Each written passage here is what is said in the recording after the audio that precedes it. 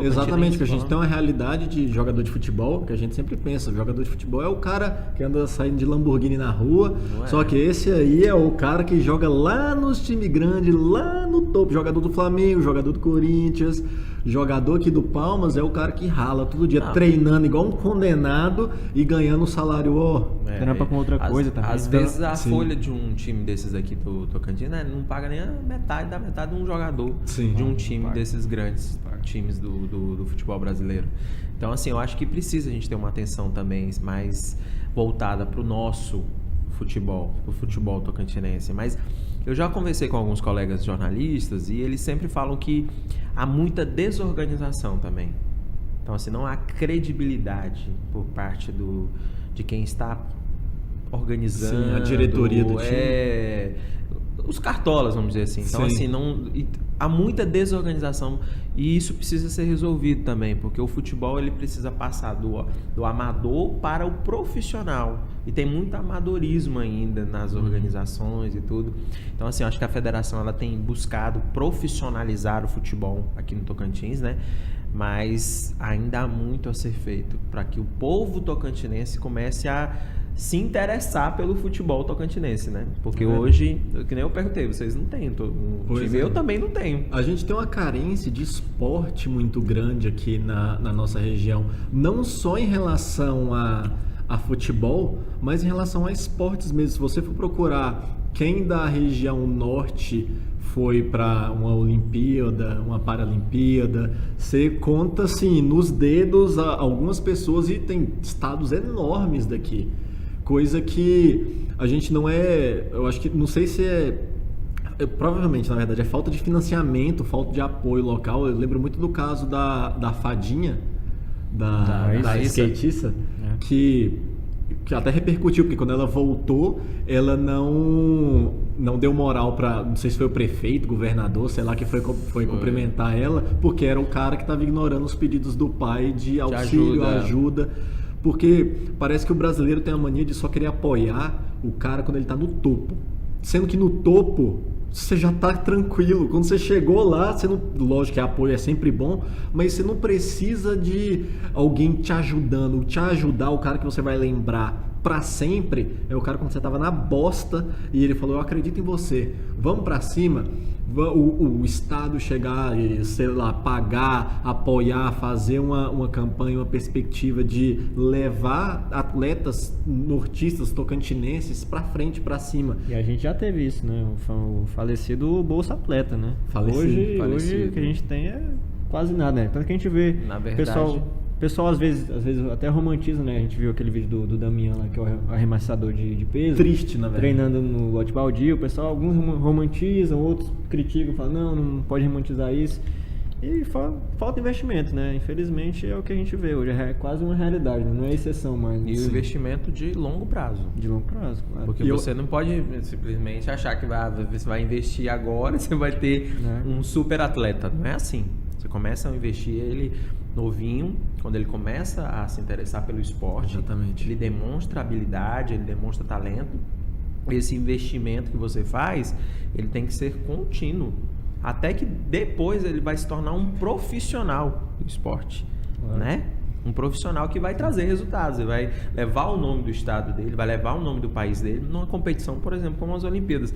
Sabe uma coisa que eu percebi? Não sei se vocês notaram, mas nós não tivemos nenhum tocantinense nas Olimpíadas. Não tivemos nenhum. Deu uma pesquisada, inclusive, sobre isso. Não tivemos ninguém. Nenhum tocantinense. Representantes do norte foi, acho que Pará e Amazonas, acho que só do norte. Não tem essa informação. Não teve ninguém. Aqui não teve, né? A gente teve um atleta aqui do Tocantins. Não teve.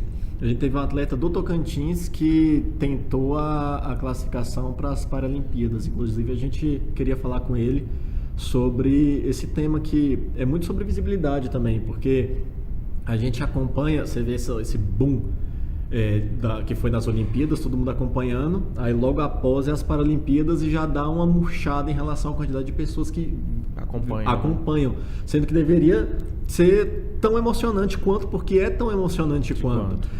Eu não entendo, posso estar falando muita bobagem, inclusive, já é a terceira vez que eu falo isso, porque eu sou especialista em falar bobagem. Mas é verdade. É que, olha, eu não entendo por que há uma separação nas Olimpíadas e Paralimpíadas em relação a... Acontecem as Olimpíadas aqui e depois as Paralimpíadas acontecem aqui. Para mim, as duas deveriam acontecer ao mesmo tempo. Obviamente, a gente não tem separação de esportes masculinos e esportes femininos. A gente tem a separação física dos esportes para os para-atletas, só que se isso acontecesse ao mesmo tempo, hoje tem vôlei, aí hoje tem, não sei o nome, se é para-vôlei, alguma coisa assim, aí hoje tem futebol, hoje tem futebol para cegos, hora tal. Mas eu acho que é mais por causa da agenda isso também, né? Não sei se ficaria um torneio muito grande, porque a Olimpíada já demora muito. Mas né? A questão é que é grande. As Olimpíadas e as Paralimpíadas é uma no rabo da outra sempre. Não faz sentido, pode falar que não faz sentido em relação à aglomeração de pessoas, a quantidade de pessoas, de atletas que eles têm que colocar num lugar só para fazer os jogos. Mas...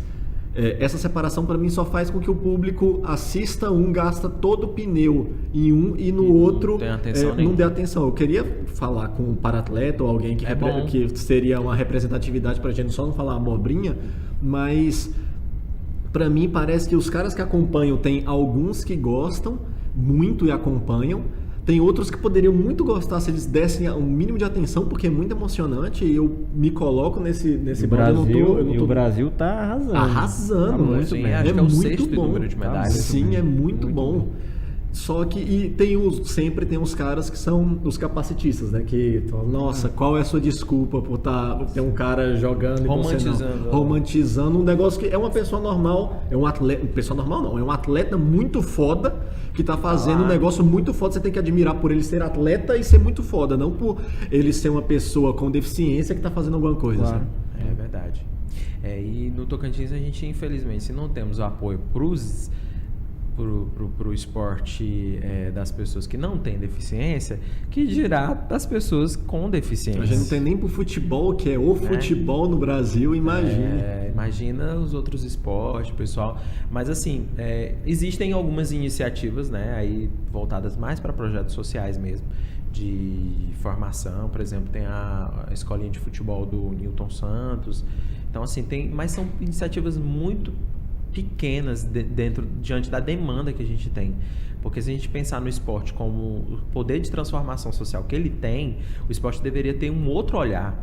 Você imagina, você chega numa região periférica, uma região mais afastada do centro, você imagina aquela galera lá no ócio total, só vai para a escola, às vezes nem para a escola, e que, sei lá, poderia estar, né, exercitando um esporte, talvez descobrindo uma potencialidade. As políticas públicas são acreditando no esporte como algo que pudesse levar essa pessoa a um momento diferente na vida dela, né? Sim. Como acontece tantas vezes, a pessoa vem lá de baixo, começa no esporte, ela se torna uma grande estrela, né?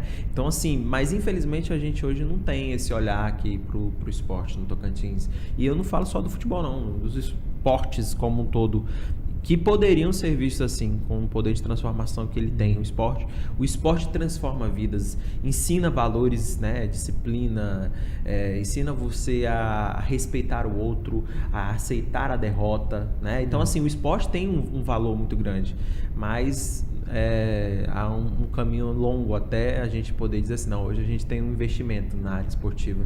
A gente fica muito triste em relação a isso. Eu nas Olimpíadas eu fico muito triste, porque é o que o próprio Foguinho falou, do arremessador de peso fofo lá, do coraçãozinho.